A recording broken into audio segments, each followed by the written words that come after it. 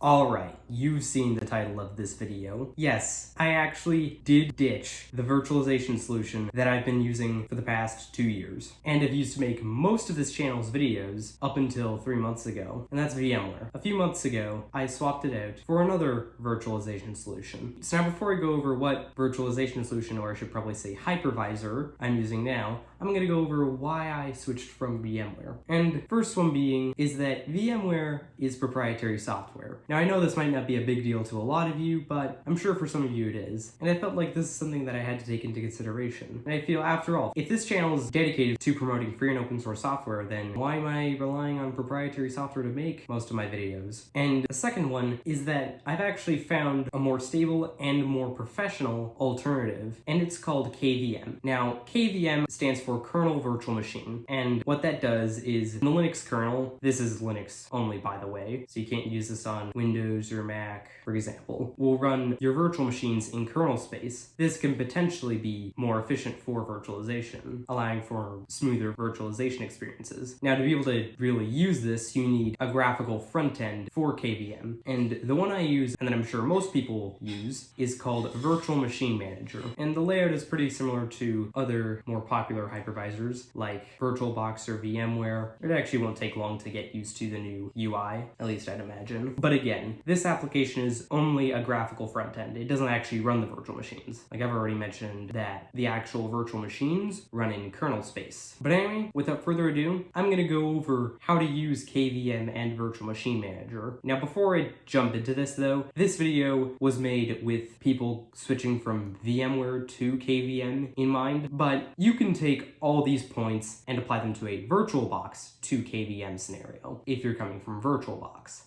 Alright, so now the application I use is called Virtual Machine Manager. Now, if you don't already have this, you can just go into your software center and get it from there. But once you're in it, it'll show all your virtual machines on QEMU/KVM. Now, this application is really just a graphical front end for KVM, or QEMU if you choose to use that, but for this video, I'm just going to be focusing on KVM. I currently have a Windows 10 VM right here. So now if you want to create a new virtual machine, you just go up here, click this, and then it'll go through the virtual machine setup wizard. I usually just use an ISO file for the operating system, and then you select the ISO by clicking browse, and then you just click browse local. And I have a folder that I have just for ISO files, so all my operating systems are stored in here. Say if I want to create a Windows VM, I just click on that, then click open, and it should automatically select the operating system for you. If it doesn't, just uncheck this, then type in the operating system that you want. Say this is Windows, or more specifically Windows 10. Just search for your operating system and click on that, then click forward, and then for memory and CPU, you select how much CPU and RAM resources that you want to allocate. Now it'll tell you how much you have in CPU and RAM resources. Now,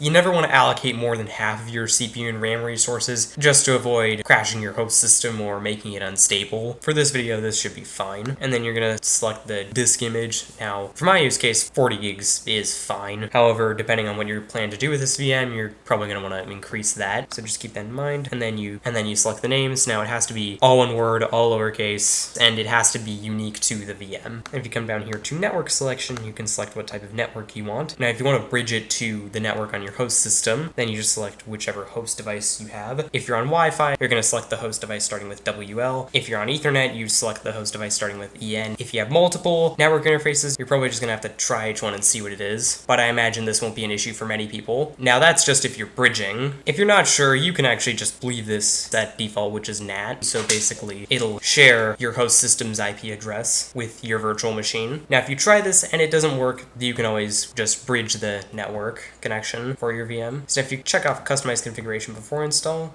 then click finish. If you don't check that and then click finish, it'll just go create the VM and then off you go, install the operating system. But you do have options here. You can add hardware right here, and you can manage existing hardware right here. Now, if you want to remove hardware, you just click on it and then just click remove. Now, if you go back to overview, you can also select the chipset that you want. If you're not sure what to do here, just use whatever's default. And the default BIOS firmware environment should be fine. However, if you want a UEFI environment, I'd actually select this, UEFI x86-64. You don't really need to worry about any of these other options here. I find this works fine. I'm not going to say the full name because I know that'll be a mouthful. But once you're done, you just click begin installation. I'm going to cancel because I already have a Windows VM. Now, KVM doesn't have the easy install feature, unlike VMware, so you'll have to go through the OS installation process manually, but I imagine that it won't be too big of a deal. If you're installing Windows, it'll actually force you to create a Microsoft account or sign into one if you already have one. Now, the best way to get around this, I find, is just to install Windows 10 Pro. If you select I don't have a product key on the screen where it asks for a product key, you'll get a list of Windows editions to choose from. You just select Windows 10 Pro, and then at the point where it prompts you to sign into a Microsoft account, you just select the domain join option, do a few clicks, and then you'll be at the option to create a local account, if you know what I mean. Now, not sure what that process will look like on Windows 11, but we shall see. But anyway, let's click on our Windows 10 VM and open it up. And now we're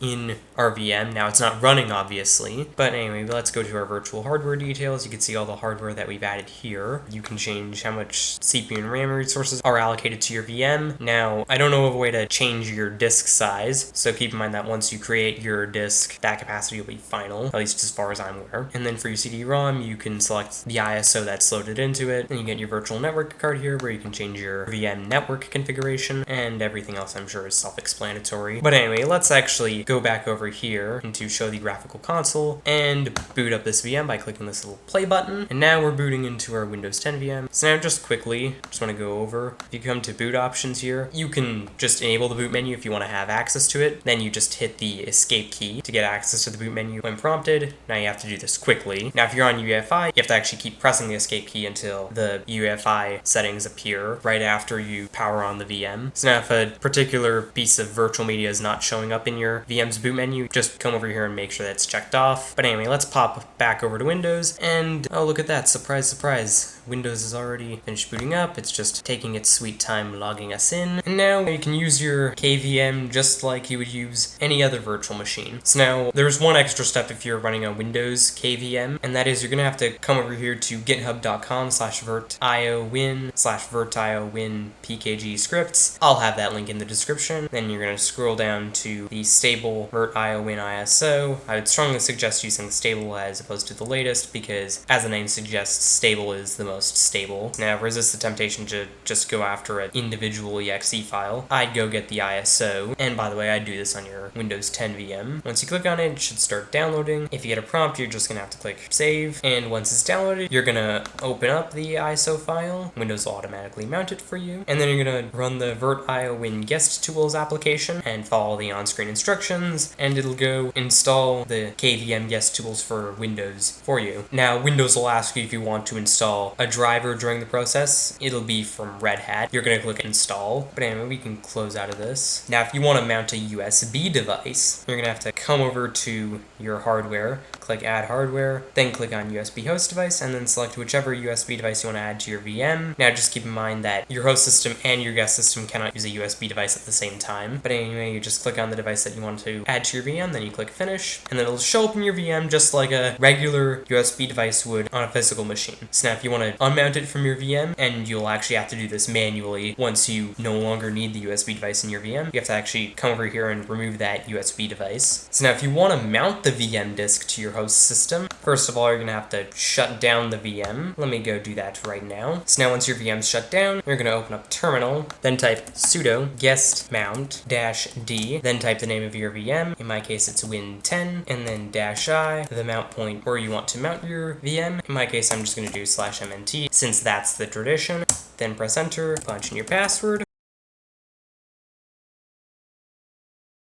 Then it may take a little while, but after that, your virtual machine's disk will be mounted. Now, if this doesn't work, you can always just use a USB device to transfer files between your host and your guest system. But anyway, you're gonna need to run your file manager as root by typing sudo, the name of your file manager. In the case of Ubuntu, with its default file manager, Nautilus. And that's actually embarrassing. I've actually installed a different file manager, but if you're running Ubuntu, this command should open up your file manager as root. But anyway, you're gonna go to your file system root, then go to your mount point, in my case /mnt, and then you'll see all the contents of your Windows drive. For example, you might want to put something in your downloads folder, so you're going to go to users, your username, then go to your downloads folder and then pop whatever you want in there. Or you can do the same thing with your desktop or your documents folder or pretty much anything else in here. So now if you want to unmount your virtual machine disk, you're going to pop back into terminal, then do sudo fusermount -u/mnt, then hit enter, punch in your password. Now if your mount point's not /mnt, then you're going to put in whatever mount point you selected. But anyway, we can go double check that our virtual machine disk is indeed unmounted by going into our file manager, then going to file system and checking that our MNT folder or wherever you mounted your VM disk is accessible and empty, which it is. So that means that our virtual machine disk is unmounted. And I'm not quite sure of a way to set up shared folders between your host and your guest system with Virtual Machine Manager. But for me, I don't really particularly find this a big deal since I don't really use shared files. In my opinion, using a USB device to transfer files or mounting the VM disk to your host system are more secure alternatives. But anyway, I know going from VMware or VirtualBox or whatever hypervisor you're using to KVM and Virtual Machine Manager can seem kind of daunting at first, but once you get used to it, it's actually not too bad. Like, I've actually been doing this for a couple months now for my YouTube videos, and it's worked great.